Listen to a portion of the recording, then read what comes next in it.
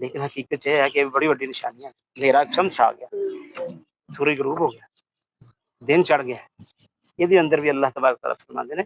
یہ اندر بھی تو اگر رات دے والے اگر پڑھنا شروع کیتا تو بہت ساری چیزاں سارے سامنے کھلنے شروع ہو جان گیا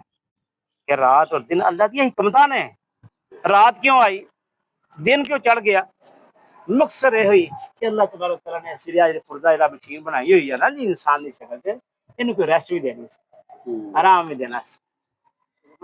وہ واسطے اللہ رب العزت نے انہوں تھوڑا جہا ریسٹ دینے واسطے اللہ تبارک تعالیٰ نے کیا کیا رات تھوڑے واسطے بناتی ہے، آرام کرو، سکون کرو، سناٹا داری ہو جاتا ہے۔